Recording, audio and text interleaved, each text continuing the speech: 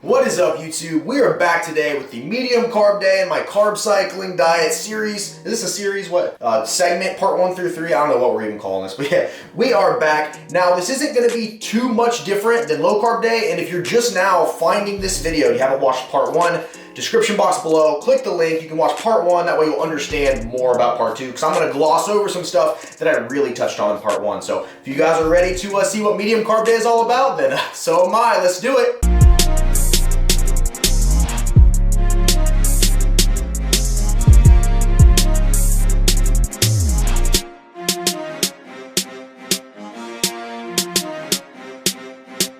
Alright guys, the same way as last time, I'm not going to go over the macros for each meal, but they will be listed on the video. I'll place them somewhere. You'll see them. You're probably seeing them right now and I'm just talking and I sound like an idiot. But yeah, you'll see the macros. I'll go over everything in the day though at the end. So starting off, just like low carb day. Now the thing about medium carb day compared to low carb day, it doesn't change much to the point where I can just add minor things to meals I already have prepped. That way I'm not like doing a completely different set of prep for medium carb day. High carb day gets a little bit different, but medium carb day stays relatively the same since we're adding some carbs back in. So starting off, the biggest change we're probably gonna have, meal 1, my 6 eggs with the 28 grams of spinach like a low carb day, except we don't use the coconut oil in this. There's no coconut oil this time. I just kind of spray the pan with light cooking oil and make my eggs. And then that makes room for 40 grams of old-fashioned oatmeal. So we're getting some carbs back in our system, boost those leptin levels, get our metabolism spiked back up. So good way to start the day. Good complex carbohydrates to really kind of fuel you throughout the rest of your day. Add some cinnamon for a really good flavor. After I have that, we move on to meal number 2. Once again, we got 8 ounces of chicken, another 3 ounces of a green veggie, or 212 grams and 84 grams for those of you that aren't US natives, or for everybody else in the world that doesn't use ounces. That's weird that we use ounces, isn't it?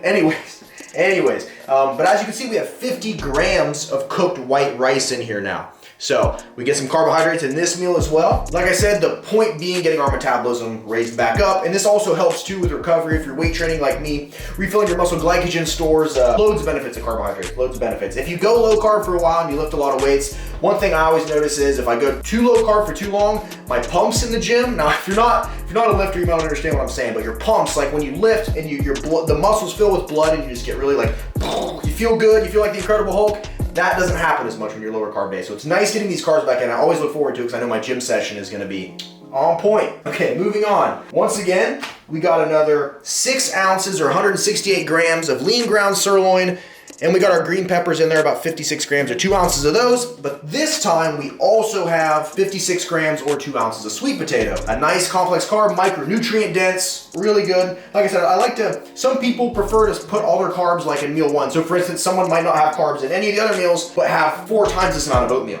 I don't like to do that. I like to spread my carbs throughout the day, keep my insulin response relatively low, just kind of absorb it and let my body chew on those carbs as we move throughout the day. So, and real quick, before I hit meal number 4, let me touch on, this makes meal prep super easy. I don't know if you guys have seen these before, but these Uncle Ben's 90 seconds in the microwave, and your white rice is done. Boom, easy. It doesn't take 40 minutes to cook like other white rice, so if I have these already prepped and sitting in my fridge, boom, this in the microwave, 90 seconds, pull it out, weigh it out, add it to each of my meals, good to go. It's all about finding stuff that makes this convenient, guys. The easier you make all this, the easier it is to follow.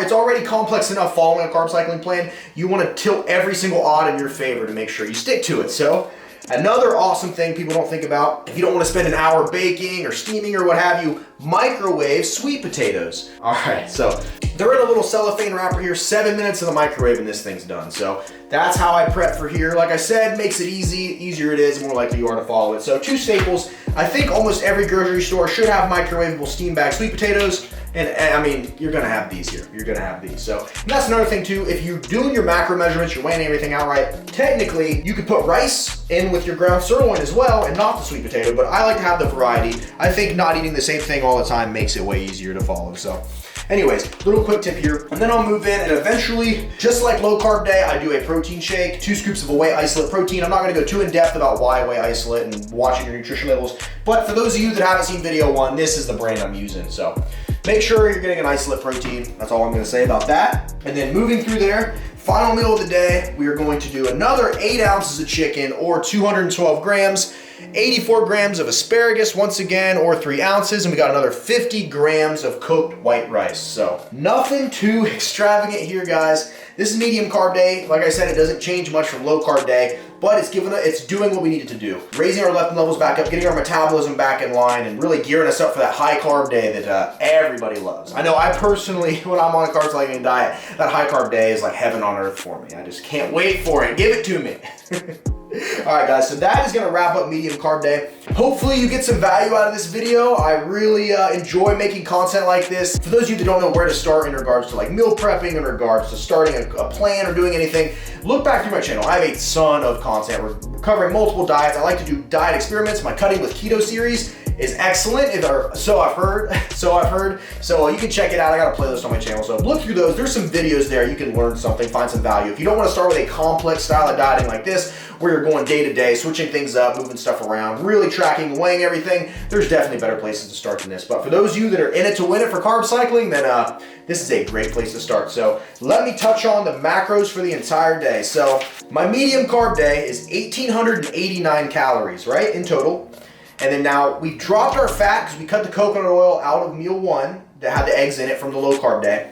So that drops our total. We went from 70 grams of fat on low carb day. Now we're at 59 grams of fat on the day. So we've lowered fat a little bit.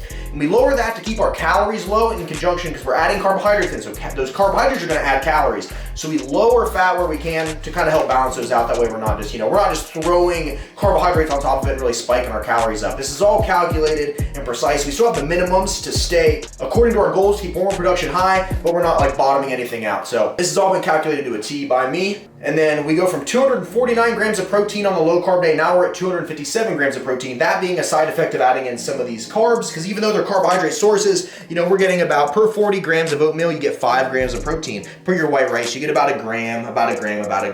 So that's where that extra protein's coming from. Other than that, we kept protein constant, kept protein the same. And then carbohydrates, we went from 16 grams of carbs on low carb day. Now we're at 85 grams of carbs. So 85, a lot of people would still consider that a low carb diet. Usually in my opinion, a low carb diet is any diet you stay under about 100 grams of carbs a day. So we're still low carb, but we're getting just enough carbohydrates to increase our leptin levels, to keep our energy levels high. That way we're not just zombieing around, walking around like Walking Dead.